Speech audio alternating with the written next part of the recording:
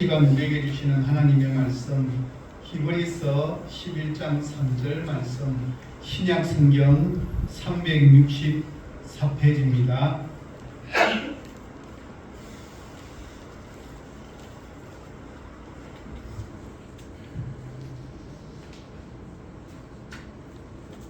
오늘 본문 말씀 히브리서 11장 3절 말씀을 저와 여러분이 다같이 함께 말씀을 합독하도록 하시겠습니다. 믿음으로 모든 세계가 하나님의 말씀으로 지어진 줄을 우리가 아나니 보이는 것은 나타나는 것으로 말미암아 된 된 것이 것이 아니니라. 아멘. 지난 시간에 바른 믿음이 무엇인지에 대해서 함께 고민하고 나누어 보았습니다. 바른 믿음이란 결코 자기 확신, 자기가 원하는 것을 이루어가는 통로나 도구가 결코 아닙니다. 지난번 1절 말씀은 믿음에 대한 하나님의 정의라고 생각하고 믿음이 무엇이냐고 물어보면 사람들은 히브리서 11장 1절 말씀을 암송하는 사람들이 꽤나 많이 있습니다. 그래서 그 믿음이 무엇이냐고 물어보면 이 말씀에 따른 바른 믿음이 무엇인지에 대해서는 잘 대답하지 못하는 경우가 많이 있습니다. 그 말은 대다수의 사람은 하나님의 말씀에 대한 믿음이 아니라 자기가 원하고 자기가 소망하고 자기가 꿈꾸는 것을 이루어 나가는 통로 정도로 믿음을 사용하고 있는 것은 아닐까라고 한번 생각해 봅니다. 여기에 대해서 히브리서 주석 가운데 한 개인 옥스퍼드 주석에서는 한 예를 들어서 이 부분을 이렇게 설명합니다. 한 성도가 사업의 성공을 위해서 열심히 새벽 기도회를 했습니다. 새벽마다 나와 하나님 반드시 성공할 것을 믿습니다 라고 열심히 기도하던 사람이 있었습니다. 또 어떤 한 남자 청년은 저 자매와 반드시 결혼해 줄 줄로 믿습니다 라고 매일 1시간씩 기도를 드렸습니다. 또 어떤 성도는 우리 아들이 서울대에 입학할 줄 믿습니다 라고 100일 동안이나 특별 철야 기도를 드렸습니다. 얼마의 시간이 지나 기도에 대한 모든 대답이 나왔습니다. 사업하던 성도는 경제 침체로 인해 극심한 어려움을 겪게 되었고 청년이 자매를 가지고 기도했던 그 자매는 다른 형제와 결혼하고 말았습니다. 또한 아들을 위해 기도하던 어머니의 그 아들은 적성을 살려서 컴퓨터 프로게이머가 되기 위해 수능을 포기하게 되었습니다. 제 이야기가 아니라 주석에 나와 있는 그대로의 내용입니다. 냉정하게 한번 잘 생각해 볼 문제입니다. 사업의 성공, 한 자매와의 결혼, 좋은 대학 입학을 위해 기도했던 이들에게 과연 믿음이란 무엇일까? 믿음이 있었다면 왜 하나님은 그들의 기도에 응답하지 않았을까? 우리가 잘 알듯이 기복적인 신앙과 믿음에 익숙한 우리는 내가 하나님을 섬겼으니 하나님은 무조건 내가 바라고 원하는 것을 해주실 것이라고 하는 잘못된 전제 속에서 우리의 믿음을 자꾸만 생각하고 있다는 사실입니다. 내가 매일 철야 기도를 드리고 새벽 기도를 드리고 특별 기도를 했으니 하나님의 응답은 반드시 이루어질 것이라고 굳게 믿고 확신하고 있습니다. 흔히 바른 신앙은 아니지만 지성이면 감천이라고 생각하는 것과도 똑같습니다. 우리는 과연 이것을 말씀에서 말하는 바른 믿음이라고 할 수 있겠습니까? 저는 이것에 대해서 짝퉁 믿음이라고 그렇게 생각해 봅니다. 믿음의 전제가 완전히 거꾸로 되었습니다. 자신의 생각과 자신의 욕망, 자신의 꿈을 이루기 위해 하나님을 움직이는 것은 결코 바른 믿음이 아닙니다. 말씀에서 가르치는 믿음은 우리가 생각하는 신념이나 자기 자신의 성공에 대한 확신과는 전혀 다릅니다. 신념이나 자기 확신의 중심에는 내가 있습니다. 나 자신이 있다는 이야기입니다. 그러나 믿음의 중심에는 하나님이 존재해야만 합니다. 곧 믿음이라는 것은 내가 원하는 것이 아니라 하나님께서 원하시는 것이 이루어질 것을 확신하는 것이 믿음입니다. 그래서 주께서 가르친 기도의 핵심도 내가 원하는 것이 아니라 아버지의 뜻이 이루어지게 해달라고 기도한 것과도 똑같은 내용입니다. 그래서 믿음에는 하나님의 말씀, 곧 하나님의 약속이 필요합니다. 이 문제에 대해서 박영선 목사는 믿음의 본질이라는 책에서는 표지에서부터 이렇게 설명했다고 했습니다. 믿음의 본질을 하나님과 인간 그 끈끈한 관계 맺기의 실체라고 그렇게 말하고 있습니다. 책에서는 믿음에 대한 정의를 이렇게 내립니다. 1차적으로 신념이라기보다는 신뢰이며 추상적인 지식이기보다는 인격적인 관계의 문제이다. 다시 말하여서 믿음은 사실에 대한 확신이고 인격에 대한 신뢰인데 성경 혹은 기독교 신앙에서의 믿음은 사실에 관한 것보다는 인격에 관한 신뢰 쪽입니다. 좀 더 쉬운 말로 이야기하면 그래서 하나님은 질서나 법칙이나 힘 같은 것이 아니라 하나님은 인격 그 자체로 우리에게 찾아와 주시고 만나 주시고 우리를 인격적으로 대해 주시는 분이라는 뜻입니다. 따라서 하나님은 질서나 그 하나님을 믿는 믿음을 우리의 주술적인 행위나 종교적 열심, 자기 소원을 이루기 위한 방편이나 비법 같은 것으로 생각해서는 안 됩니다. 오히려 믿음은 하나님의 선하신 뜻과 계획을 알며 그 하나님의 선하신 뜻대로 행하는 것이 우리의 바른 믿음입니다. 저는 이 말에 전적으로 동의합니다. 하나님의 말씀이 전달되지 않고 단순하게 미래에 내가 잘 될 것이라고 생각하는 그런 확신, 자기 확신이나 신념에 불과한 이것은 결코 바른 믿음이 아닙니다. 흔히 마인드 컨트롤이라고 이야기하는 성공할 거야, 잘 될 거야 라고 하는 거기에 대한 것도 믿음이 아니며 미래에 대한 자기 만족적 강한 기대도 결코 바른 믿음이 아닙니다. 그거는 어디서 이야기하는 거예요? 사회에서 성공할 수 있다.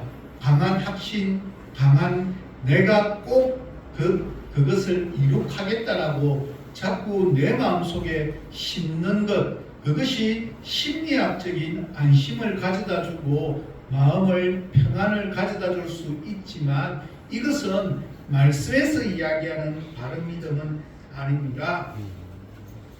믿음은 하나님의 약속에 대한 분명한 확신을 가지는 것으로부터 시작해야 합니다.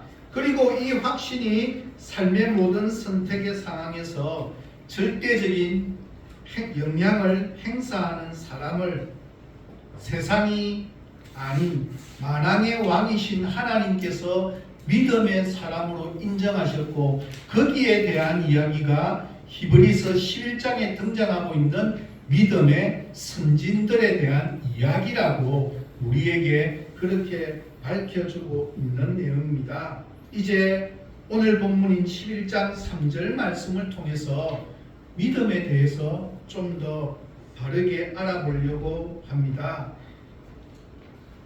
이동원 목사는 히브리서 11장 강에 이렇게 믿으라에서 설명하기를 히브리서 11장 1절과 2절은 믿음의 주관적 성격에 대한 설명이라고 이야기합니다. 그러면서 11장 3절은 믿음의 객관적 성격이라고 그렇게 설명합니다. 이 객관적인 성격은 주관적인 성격보다는 훨씬 더 중요합니다. 객관성이 없는 믿음은 자칫 잘못하면 내 주관적인 성향, 내 주관적인 성격에 의해서 결정되기 때문입니다.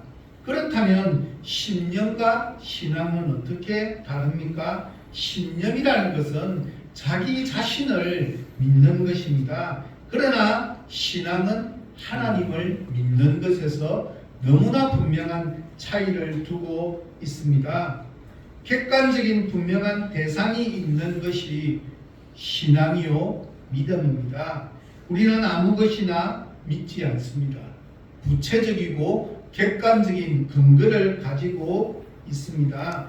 그렇다면 우리의 신앙인 믿음에서 구체적이고 객관적인 근거를 어디에서 찾아야 할까요? 그것에 대한 설명이 바로 오늘 본문 3절 말씀입니다. 오늘 본문의 시작은 믿음으로 히브리서 11장에서 믿음으로라는 이 단어로 시작하는 게 21번이나 반복됩니다. 그러니까 핵심 중에 핵심이 믿음으로 우리의 선진들이 어떻게 되었느냐, 내가 믿음으로 어떻게 살 것이냐에 대한 이야기를 우리에게 들려주고 있습니다. 여기에서 믿음이라는 말을 그리스인 헬라어로는 피스티스라고 하는데 이 말의 좀 더 정확한 해석은 신실입니다. 그러니까 저 사람 참 믿음이 좋다라는 이야기는 저 사람은 참으로 신실하다라는 이야기와 똑같은 의미입니다. 만일 내가 주님을 믿는다고 하면서도 신실해지지 않는다면 아직까지도 나는 믿음의 반열에 들어있는 사람이 아니라는 뜻입니다. 그래서 이재철 목사의 회복의 신앙에서 믿음은 신실이라고 정의를 내리면서 요한복음 15장 7절 말씀을 이야기합니다. 우리 요한복음 15장 7절 말씀을 같이 한번 읽도록 하겠습니다. 너희가 내 안에 거하고 내 말이 너희 안에 거하면 무엇이든지 원하는 대로 구하라. 그리하면 이루리라. 교회 다니는 사람들이 정말 좋아하는 구절 중에 하나입니다. 왜 좋아할까요? 원하는 대로 구하기만 하면 다 들어준다라고 말씀하고 있으니까 내가 원하는 것을 구하기만 하면 하나님께서 다 들어주시는 분이라고 생각하고 있기 때문에 좋아합니다. 마치 히브리서 11장 1절 말씀을 다르게 해석하지 못하면 생기는 문제와도 똑같습니다. 그러나 사실 이 말씀의 핵심적인 강조의 포인트는 내가 원하는 것을 다 이루게 한다는 데 있는 것이 아니라 앞부분에 있습니다. 앞부분에 뭐라고 이야기합니까? 너희가 내 안에 거하고 내 말이 너희 안에 거하면, 사실 어떻게 보면 요한복음 15장 7절은 우리가 좋아하는 내용의 핵심이 있는 것이 아니라 내가 하나님 안에 거하고 그 하나님이 내 안에 거하는 서로의 인격적인 관계성 속에 있는 것이 진짜 중요한 핵심인데, 이것은 온데간데 없이 뒤에 있는 내 소원을 이루기 위한 도구로만 생각하면 안 된다는 뜻입니다. 앞을 강조하면 이런 뜻입니다. 만일 내가 그리스도 안에 거하고 예수 그리스도의 신실한 말씀이 내 안에 거한다면 내가 정욕을 위하거나 나의 개인적인 유익을 위하거나 내 욕망을 위해서만 구할 수는 없다라고 하는 뜻입니다. 마태복음 21장 22절에 나오는 믿고 구하는 것은 다 받으리라고 하는 구절도 성도들이 좋아하고 아끼고 사랑하는 구절입니다. 왜냐하면 무조건 믿습니다라고 하면 다 받을 수 있다고 생각하기 때문에 힘들고 어려울 때마다 이 말씀을 떠올리면서 앞뒤에 있는 말씀은 올데간데 없이 믿고 내가 구했기 때문에 나는 그걸 무조건 응답받는다 라고 생각한다는 사실입니다. 그러나 그 구절에다가 앞서 말하고 있는 믿고에 대한 피스티스에 대한 다른 말로 표현하면 신실이라는 말을 대입하면 무슨 말이 됩니까? 너희가 신실해지고 난 이후에 구하면 다 받게 된다라고 하는 뜻입니다. 왜 신실해지고 구하면 다 받습니까? 신실한 자는 자기 자신의 욕망만을 위한 것들을 구하지 않기 때문입니다. 남에게 해가 될 것을 구하지 않습니다. 나에게 유익이 되는 것이 남에게는 해가 되는 것이 많은데 신실한 사람은 나만을 위한 삶을 살아가지 않기 때문에 결코 그런 것을 구하지 않습니다. 무슨 말인가면 내가 1등하면 다른 사람은 2등하지 않습니다. 그래서 1등만을 목표로 구하는 것 자체가 바른 구함이 아니라는 사실입니다. 신실한 자는 신실한 것만을 구합니다.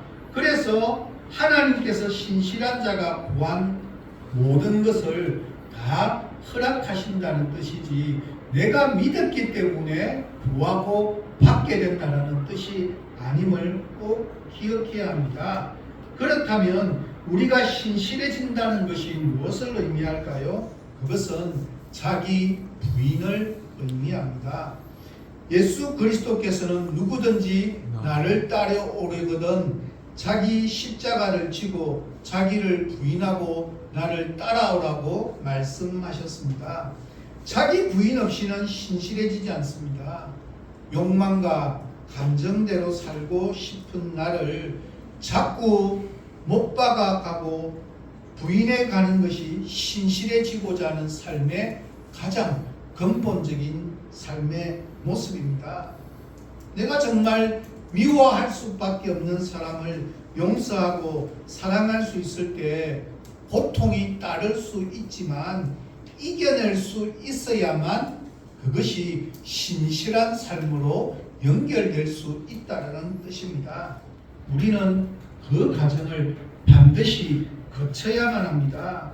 신실해지는데 쉽고 간단한 방법은 결코 없습니다.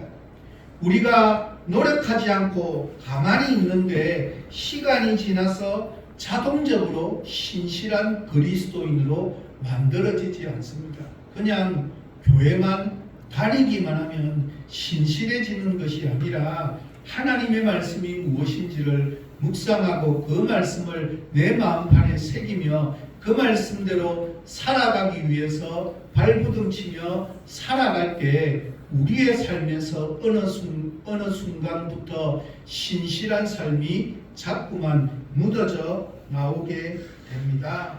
사람들은 사도 바울이 예수 그리스도를 만나자마자 180도로 완전히 바뀌어서 새로운 사람이 되었다라고 그렇게 생각합니다. 그러나 성경은 그렇게 말하지 않습니다. 갈라디아서를 보면 바울이 예수 그리스도를 다메섹 도상에서 만나고 난 이후에 3년 동안이나 아라비아 광야에 가서 하나님을 만나는 광야에서 철저한 훈련 속에서 하나님을 만나고 인격적으로 체험했고 하나님의 뜻이 무엇인지를 그는 말씀을 묵상하는 가운데 깨닫고 인격적으로 변화되는 놀라운 시간들이 있었다는 사실입니다. 그 말은 사도 바울도 하나님의 의에 다루어져야 우리의 삶도 신실한 삶으로 바뀌어져 갈 수 있다는 이야기입니다. 그렇다면 저분은 참 믿음이 좋아라고 할 때의 의미도 교회에 열심히 다니고 봉사하고 차량 안내하고 차량 대원으로 수고한다는 뜻이 아닙니다. 저 사람 참 믿음이 좋아라는 말은 저 사람은 참 신실하다라고 하는 의미임을 기억하면서 계속해서 본문을 묵상해 봅니다. 본문 3절을 표준 세번역 성경으로 함께 보도록 하겠습니다. 함께 읽겠습니다. 믿음으로 우리는 세상이 하나님의 말씀으로 지었다는 것을 깨닫습니다. 보이는 것은 나타나 있는 것에서 된 것이 아닙니다. 하나님이 세상을 창조할 때 사람은 한 사람도 거기에 존재하지 않았습니다. 사람은 하나님께서 세상을 어떻게 만들고 어떻게 형성되었는지 관찰할 수가 없었습니다. 욥기 38장 4절부터 6절 말씀 표준 세번역 성경입니다. 제가 읽어드리도록 하겠습니다. 내가 땅에 기초를 놓을 때에 네가 거기에 있기라도 하였느냐? 네가 그처럼 많이 알면 내 물음에 대답해 보아라. 누가 이 땅을 설계하였는지 너는 아느냐? 누가 그 위에 청량줄을 띄웠는지 너는 아느냐? 무엇이 땅을 버티는 기둥을 잡고 있느냐? 누가 땅의 주춧돌을 놓았느냐? 진정으로 인간은 하나님께서 현 세상을 어떻게 창조하셨는지 아무도 보지를 못했습니다. 도대체 이 천지 온 우주의 삼라만상이 어떻게 만들어졌는지 궁금한 문제를 해결하기 위해서 모든 철학자와 과학자들이 다 설명하지만 모두를 만족시키는 해답을 그 어느 누구로부터도 해결해 주지 못하고 있습니다. 그래서 제가 AI에게 질문을 한번 해보았습니다. 만물에 대한 기원이 어떻게 되느냐고 물어보았습니다. 그러니까 쭉 설명합니다. 고대 헬라의 철학자들은 만물의 근원을 이런저런 요소로 설명을 했습니다. 탈레스는 물이 만물의 근원이요 기원이라고 했습니다. 아낙시만드로는 만물의 근원은 무한자라고 했습니다. 이때 무한자는 어떤 특정한 물질이 아니라 현체를 규정할 수 없고 끝없이 변화하는 원시 물질이라고 보았습니다. 특정 물질인 물이나 공기 등이 다른 물질의 근원이 되면 상호작용으로 인해 언젠간 소멸할 것이기 때문이라고 생각했기 때문입니다. 또한 아낙시메네스는 만물의 근원은 공이라고 생각했습니다. 헤라클레이토스는 불을 만물의 근원으로 보았습니다. 이처럼 고대 철학자들의 눈에는 눈에 보이는 현상 너머의 근본적인 원리를 찾으려는 노력을 했고 이게 바로 서양 철학의 아주 중요한 첫걸음이 되었습니다.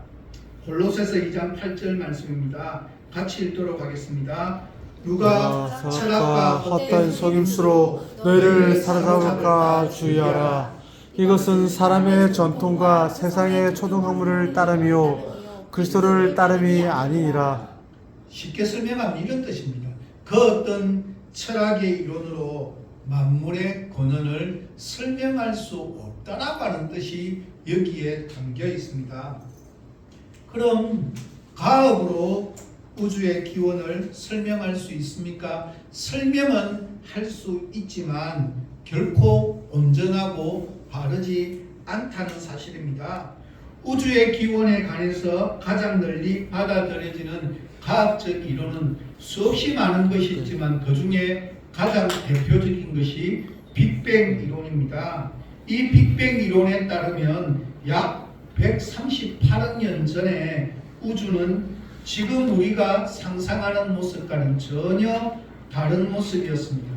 상상하기도 어려울 정도로 매우 높은 밀도와 온도를 가진 아주 작은 하나의 점에 모든 것이 모여 있었답니다. 그러다가 어느 순간 이 작은 점이 급속도로 팽창하기 시작했고, 이 팽창 과정에서 우주의 온도는 점점 낮아졌고, 그럼으로 인해서 물질이 생성되기 시작했습니다. 처음에는 아주 기본적인 입자들이 서로 충돌하고 결합하면서 원소들이 만들어졌습니다. 그리고 이렇게 만들어진 물질들이 모여서 마침내 최초의 별들이 탄생하게 되었습니다. 이 1세대의 별들은 수소등을 연료로 핵융합을 반복하면서 밝은 빛가위를 품어내었습니다. 이런 별들이 서로의 중력에 이끌려 점차 물이 지어지면서 우리가 지금 보는 은하와 같은 복합 구조물을 형성하게 되었다고 설명하는, 이것이 AI가 가르쳐주는 만물의 기원에 대한 이야기입니다. 여러 우주의 기원 중에서 가장 인정받는 이론 중에 하나인 빅뱅 이론은 이와 같습니다. 다른 이론들은 더 어려운 이야기들입니다. 이에 반해서 오늘 본문은 우리에게 너무나 간단 명료하게 선포하고 있는 내용입니다. 믿음으로 모든 세계가 하나님의 말씀대로 지어진 줄을 우리가 알게 된다라고 그렇게 고백하고 있는 것이 오늘 본문입니다. 이 부분을 권영경 교수의 오늘을 위한 히브리서에서는 이렇게 설명합니다. 신자들의 삶이 믿음으로 규정된다는 사실을 가장 분명하게 보여주는 대목은 창조신앙입니다. 우리는 시간의 흐름을 따라 각자의 세대를 살지만 이 세대들, 곧 모든 세계가 생겨난 기원은 객관적 지식의 영역이 아닙니다. 우리는 이 세상이 어떻게 만들어졌는지 모릅니다. 그러나 우리는 이 세상이 혹은 영속되는 세대들이 하나님의 말씀으로 마련되었다는 사실을 이해합니다. 왜냐하면 세상이 하나님의 말씀으로 만들어졌다고 말하는 성경의 기록을 믿기 때문입니다. 이 믿음을 토대로 우리는 세상이 하나님의 말씀으로 생겨났음을 알게 됩니다. 쉽게 말해서 믿음으로를 처음 사용하여 하나님의 창조 세계가 하나님의 말씀으로 지어진 줄을 믿음으로만 알 수 있다고 천명하고 있습니다. 믿음 없이는 우주의 기원이 하나님의 말씀임을 알 수가 없습니다. 그 어디에서도 성경 외에는 하나님의 말씀으로 천지가 창조되었음을 밝히고 있는 부분이 없습니다. 그래서 박영용 교수는 세상이 감당하지 못할 믿음의 삶에서도 이렇게 설명합니다. 과학자는 세상이 어떻게 시작되었고 또 어떻게 끝날지를 말해줄 수 없지만 믿음은 이 세상이 어떻게 시작되고 또 어떻게 끝날 것인지를 명백히 설명해 줄 수 있습니다. 과학은 죽음 저편에 무엇이 있는지 말해주지 못하지만 믿음은 보이지 않는 죽음 저편에 무엇이 있는지 보여줄 수 있다고 우리에게 가르쳐 줍니다. 성경 말씀은 하나님이 세상을 창조하셨다라고 가르칩니다. 믿음은 모든 창조 세계가 하나님의 말씀으로 지어진 줄을 알게 합니다. 믿음이 없는 사람은 그 사실을 결코 인정할 수가 없습니다. 믿음은 우주의 기원을 실제로 믿게 합니다. 히브리서 기자는 믿음으로 살았던 믿음의 족장들을 열거하기 전에 하나님이 세상을 창조하신 사실을 믿음으로 알 수 있다고 대선언합니다. 그렇습니다.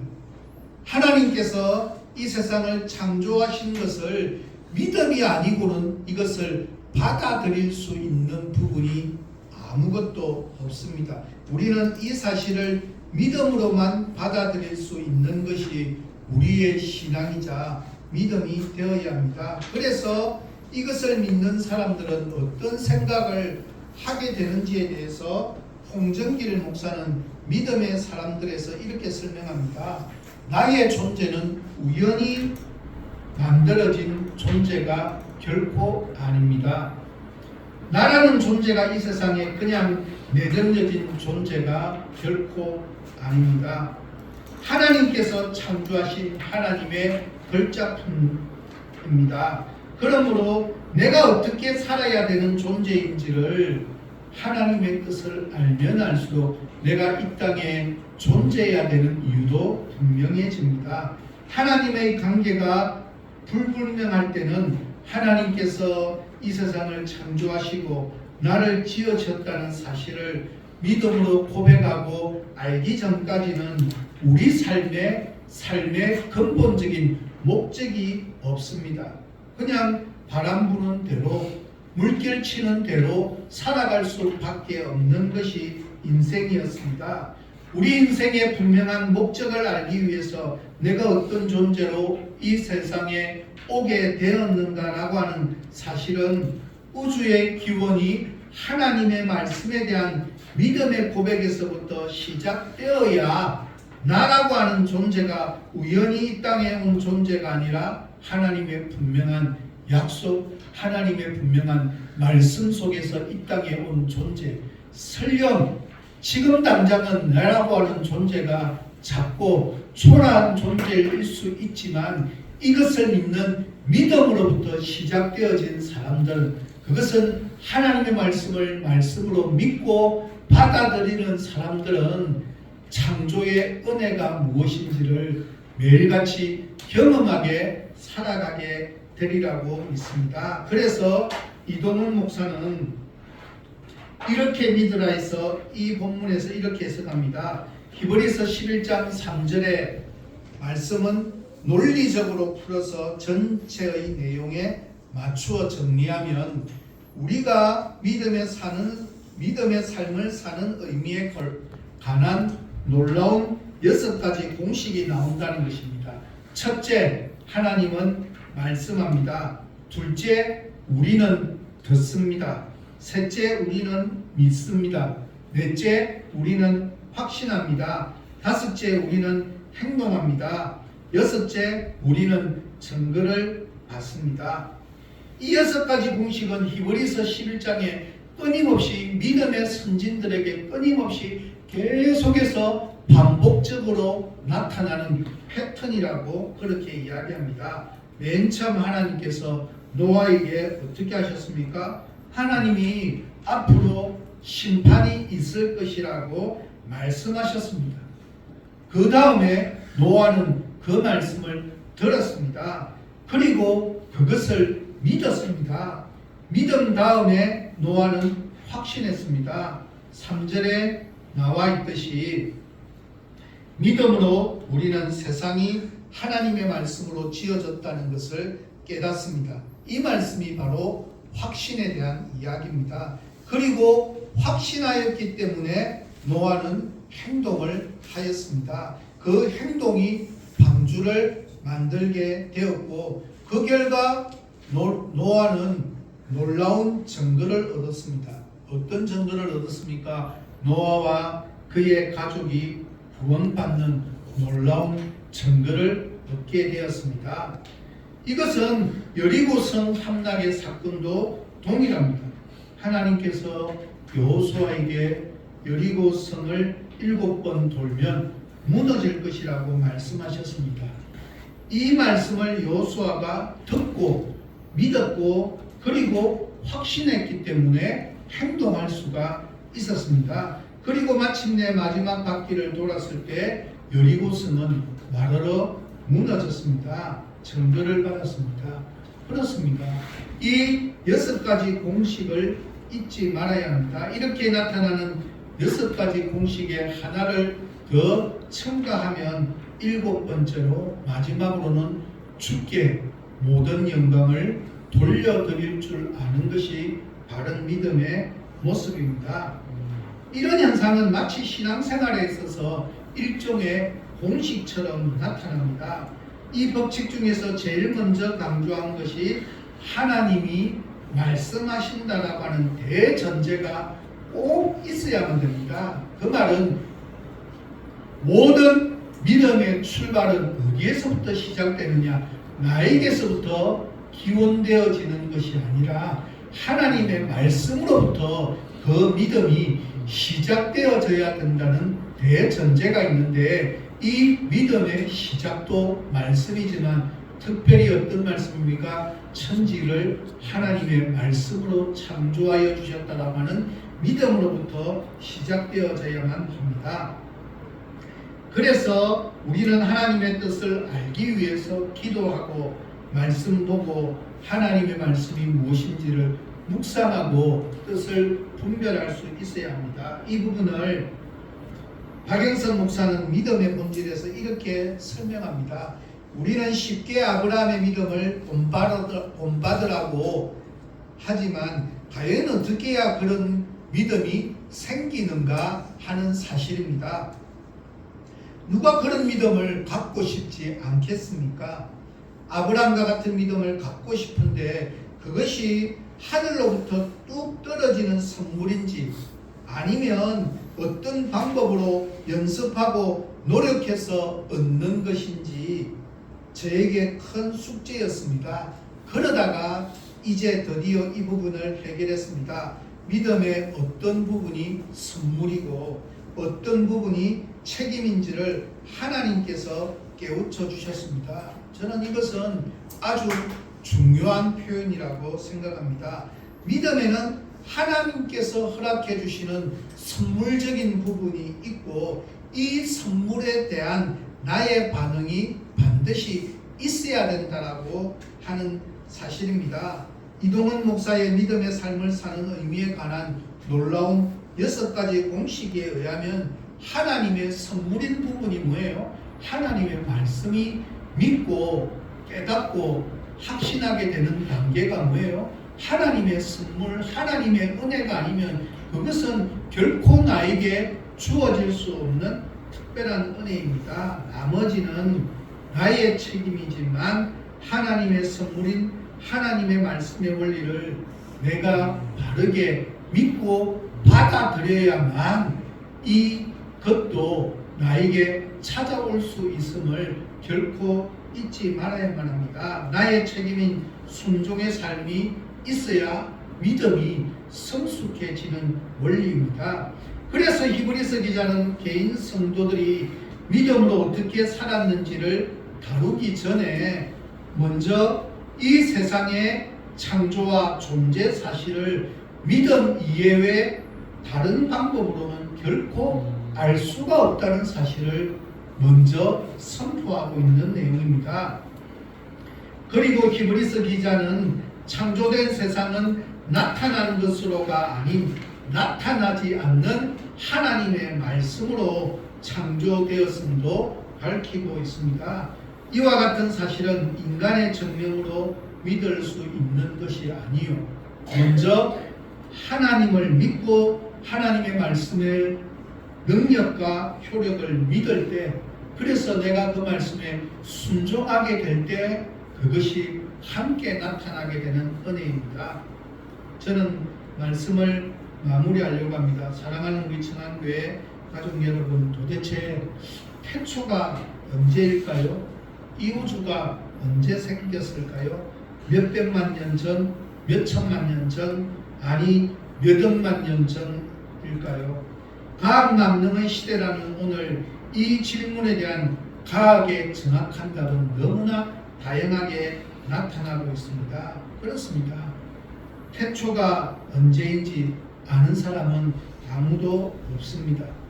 그렇다면 창조의 비밀을 온전히 아는 사람은 누구일까요? 창조의 능력을 완전히 행할 수 있는 사람이 있기나 한지, 나의 신체는 내가 주인이라면 내 신체를 내가 마음대로 할 수 있어야만 하는데, 흰머리마저도 내 힘으로 어찌할 수 없는 너무너무 연약하고 나이가 들어가면 갈수록 머리가 빠져가기 시작하면서부터 받게 되는 스트레스도 내가 주인인데 내 멋대로 하지 못합니다. 내 머리카락은 분명히 나의 것이지만 돋아나는 흰머리, 빠지는 머리를 내 능력으로 막을 수는 없습니다.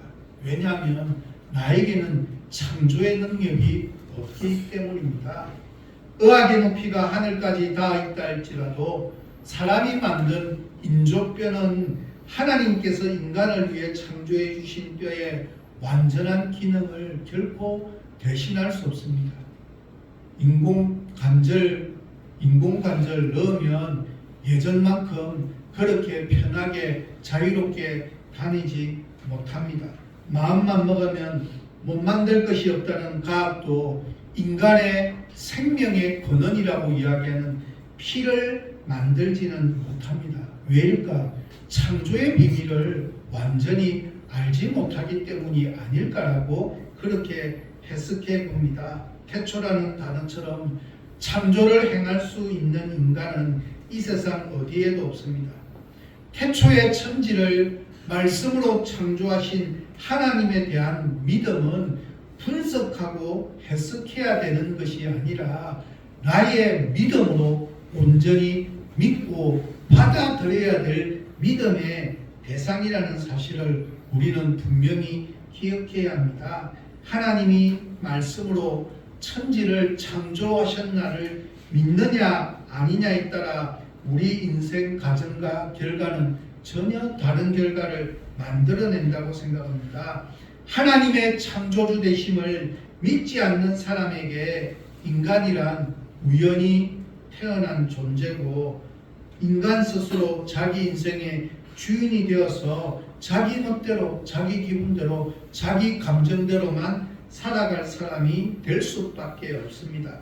하지만 천지를 말씀으로 창조하여 주신 하나님의 말씀을 믿는다면 내가 처해 있는 어떤 문제라도 창조의 은혜가 있음을 우리는 믿어야 하고 그 믿음으로 이 땅을 순종의 삶을 살아야 합니다. 예전에 이재철 목사의 성경에 대한 정의를 기억하는지 모르겠습니다.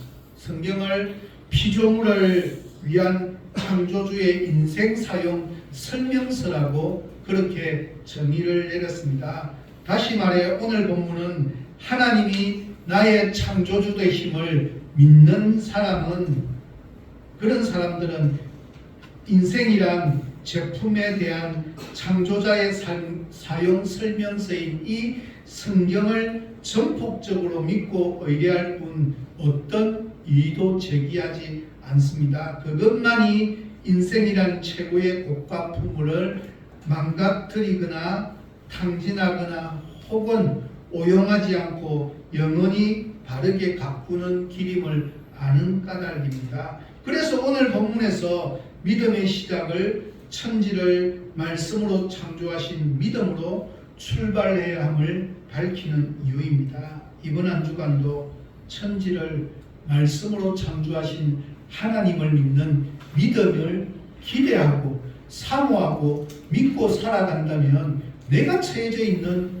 작고 연약한 문제들 아무리 힘들고 어렵다 할지라도 상관이 없지 않을까요? 위대한 하나님의 창조의 말씀의 능력으로 믿음을 가지고 믿고 순종하며 살아가는 자들에게는 매일 같은 창조의 은혜가 주어지라고 저는 그렇게 믿습니다. 그러기에 이번 한 주간도 하나님께서 천지를 말씀으로 창조하신 그 놀라운 은혜와 능력을 매일같이 경험하며 살아가는 귀하고 복된 한 주간이 되시기를 간절히 소망합니다. 함께 기도하도록 하겠습니다.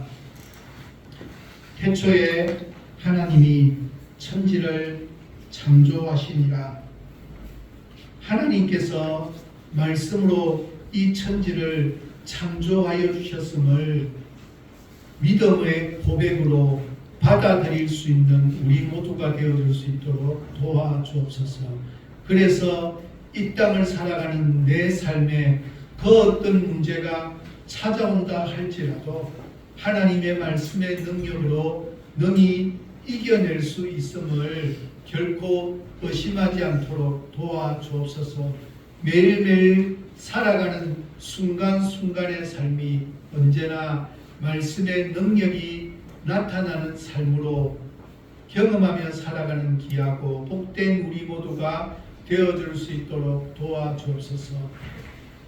하나님이 말씀으로 천지를 창조하여 주셨음을 나의 힘이 아닌 하나님의 은혜로 믿음으로 받아들이는 그 순간까지 우리의 믿음이 결코 시작되어 줄 수 없음을 기억하기에 이 믿음의 출발이 하나님의 말씀으로 천지를 창조하여 주셨음을 믿는 믿음으로 시작하는 우리 모두가 되어줄 수 있도록 하나님 은혜 위에 은혜를 더하여 주시옵기를 간절히 소원하며